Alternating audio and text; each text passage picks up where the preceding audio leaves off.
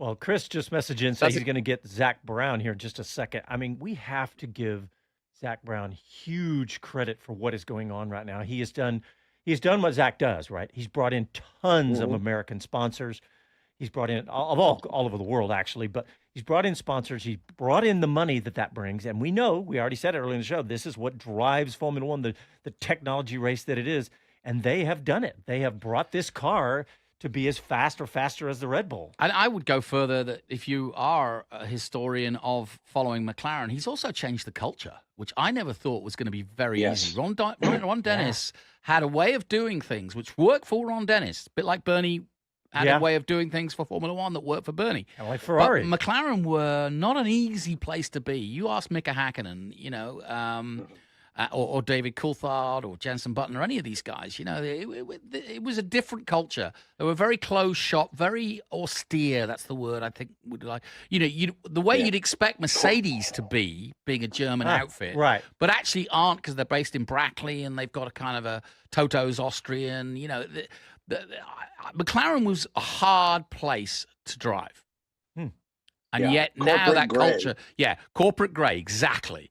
But now you get the feeling, and watching McLaren, drive up, watching Lando come back to the factory and celebrate with the entire factory. Get out! Did you see the video? He gets out the car and waves the thing, and this is for you. That was not. Ron Dennis would never have allowed his cars to be driven into the factory like that.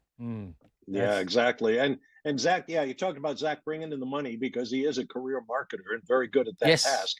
But he's also really good at measuring people. And he brought in, as I was talking about earlier, he brought in the people that he thought were needed and got rid of the people that he thought were not needed.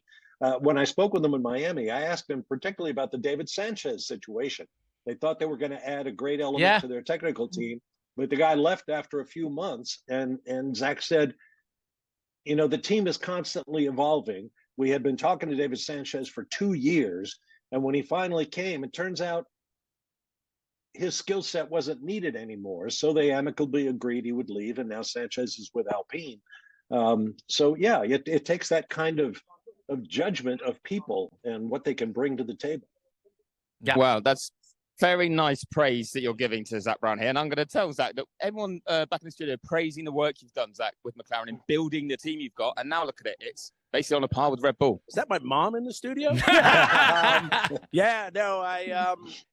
The men and women at McLaren have done such a fantastic job for quite some time now, and the car just keeps getting quicker and quicker. The drivers are doing a great job. Pit stops were strong. Strategy was right. And, we came up, 8, 9, 10 short today. That's pretty close. Very close. And those final 10 laps, were you confident or were you almost surprised at how quickly you could reel Max in? For a while there, we were worried about Leclerc. And then when he went off, that kind of gave us the breathing space there. And then you saw Max was struggling and Lando was giving it all he had. So that was 10 qualifying laps and just a little bit short, but pretty awesome race. I think we made Max sweat, which might be the first time in a couple of years. Yeah, one of the closest finishes we've had for a long time as well, certainly with the Red Bull leading it. Is this something you think you can now do at every race? Because Red Bull did upgrade their car as well this weekend. Well, we're going to try.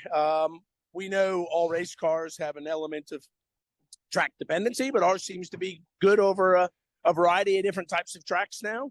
And we need to keep pushing because everyone's bringing their upgrades. So, what's a great race car today? If you don't touch it for a while, it starts to slow down. So we just need to keep doing what all the team are doing back at the factory and here at the track. And I see no reason why we can't get 8 tenths ahead next time around.